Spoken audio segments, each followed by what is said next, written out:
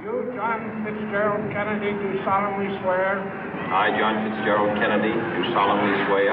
That you will faithfully execute the office of President of the United States. That I will faithfully execute the office of President of the United States. And will, to the best of your ability. And will, to the best of my ability. Preserve, protect, and defend the Constitution of the United States. Preserve, protect, and defend the Constitution of the United States. So help you God. So help me God.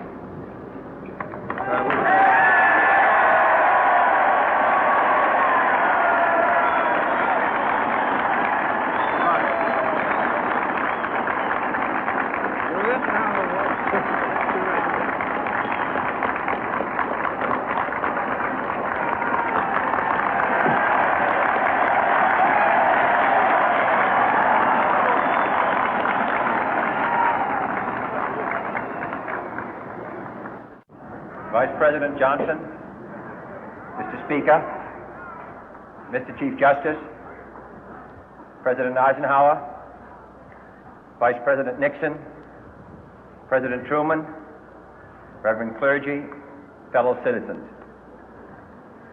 We observe today not a victory of party, but a celebration of freedom, symbolizing an end as well as a beginning, signifying renewal as well as change. For I have sworn before you and Almighty God the same solemn oath our forebears prescribed nearly a century and 3/4 ago. The world is very different now, for man holds in his mortal hands the power to abolish all forms of human poverty and all forms of human life.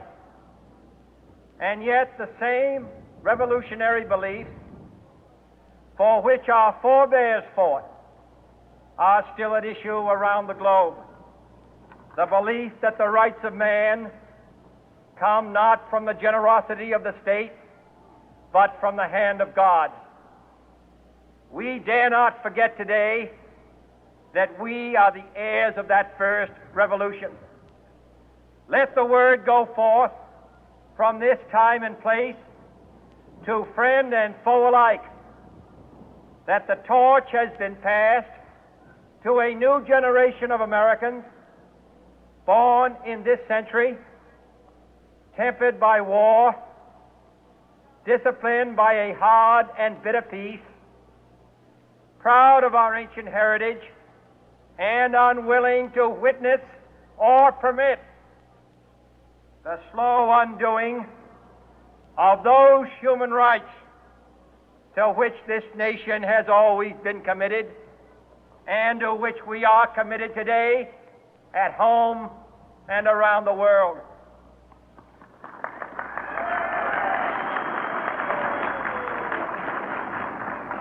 Let every nation know, whether it wishes us well or ill, that we shall pay any price, bear any burden, meet any hardship, support any friend, oppose any foe to assure the survival and the success of liberty.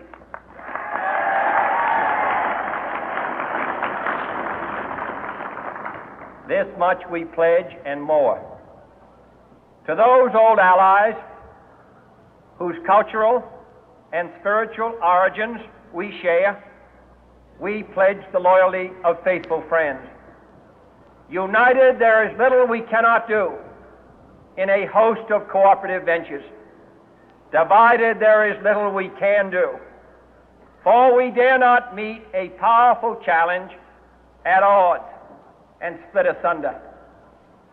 To those new states whom we welcome to the ranks of the free, we pledge our word that one form of colonial control shall not have passed away, merely to be replaced by a far more iron tyranny. We shall not always expect to find them supporting our view, but we shall always hope to find them strongly supporting their own freedom, and to remember that in the past, those who foolishly sought power by riding the back of the tiger ended up inside.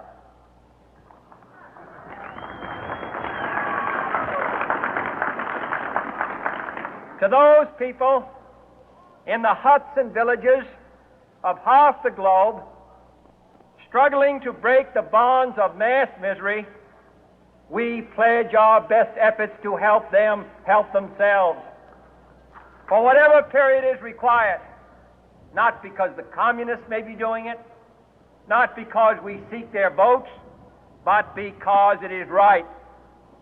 If a free society cannot help the many who are poor, it cannot save the few who are rich.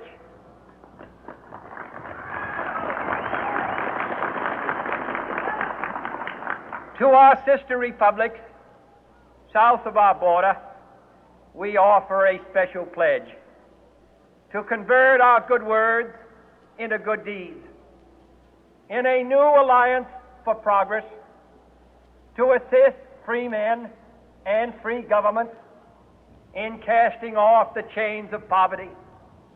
But this peaceful revolution of hope cannot become the prey of hostile powers. Let all our neighbors know that we shall join with them to oppose aggression or subversion anywhere in the Americas. And let every other power know that this hemisphere intends to remain the master of its own house.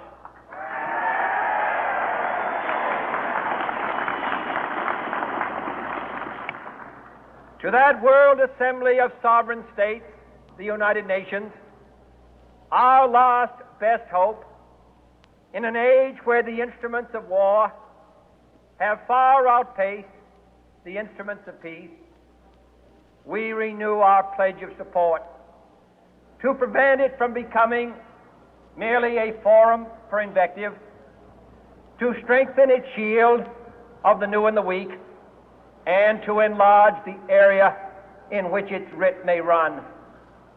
Finally, to those nations who would make themselves our adversary, we offer not a pledge, but a request that both sides begin anew the quest for peace. Before the dark powers of destruction, unleashed by science, engulf all humanity in planned or accidental self-destruction, we dare not tempt them with weakness, for only when our arms are sufficient beyond doubt can we be certain beyond doubt that they will never be employed. But neither can two great and powerful groups of nations take comfort from our present course, both sides overburdened by the cost of modern weapons, both rightly alarmed by the steady spread of the deadly atom, yet both racing to alter that uncertain balance of terror that stays the hand of mankind's final war. So let us begin anew, remembering on both sides that civility is not a sign of weakness, and sincerity is always subject to proof. Let us never negotiate out of fear, but let us never fear to negotiate.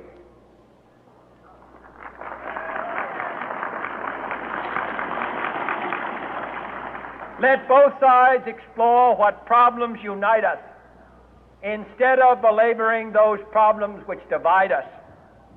Let both sides, for the first time, formulate serious and precise proposals for the inspection and control of arms, and bring the absolute power to destroy other nations under the absolute control of all nations.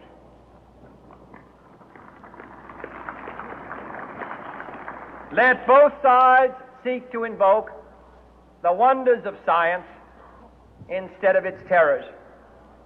Together, let us explore the stars, conquer the deserts, eradicate disease, tap the ocean depth, and encourage the arts and commerce. Let both sides unite to heed in all corners of the earth the command of Isaiah to undo the heavy burden and let the oppressed go free.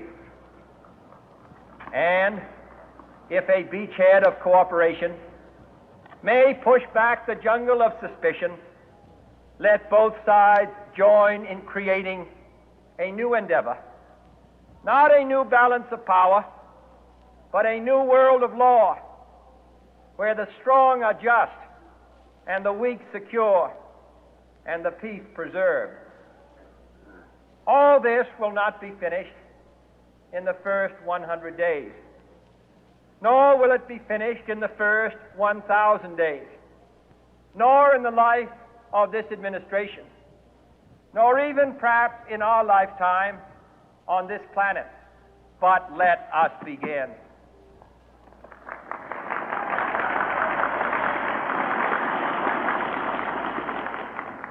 In your hands, my fellow citizens, more than mine, will rest the final success or failure of our course. Since this country was founded, each generation of Americans has been summoned to give testimony to its national loyalty. The graves of young Americans who answered the call to service surround the globe. Now the trumpet summons us again, not as a call to bear arms, though arms we need, not as a call to battle, though in battle we are, but a call to bear the burden of a long twilight struggle, year in and year out, rejoicing in hope, patient in tribulation, a struggle against the common enemies of man, tyranny, poverty, disease, and war itself. Can we forge against these enemies a grand and global alliance, north and south, east and west, that can assure a more fruitful life for all mankind? Will you join in that historic effort?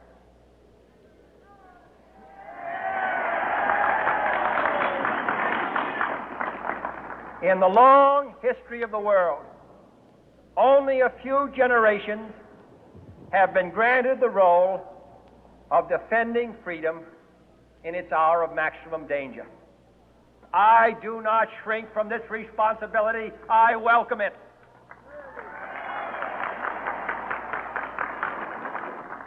I do not believe that any of us would exchange places with any other people or any other generation. The energy, the faith, the devotion which we bring to this endeavor will light our country and all who serve it. And the glow from that fire can truly light the world. And so, my fellow Americans, ask not what your country can do for you. Ask what you can do for your country.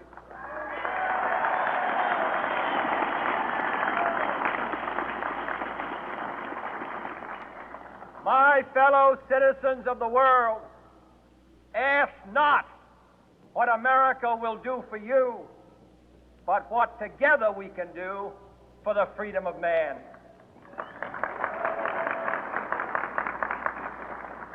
Finally, whether you are citizens of America or citizens of the world, ask of us here the same high standards of strength and sacrifice which we ask of you.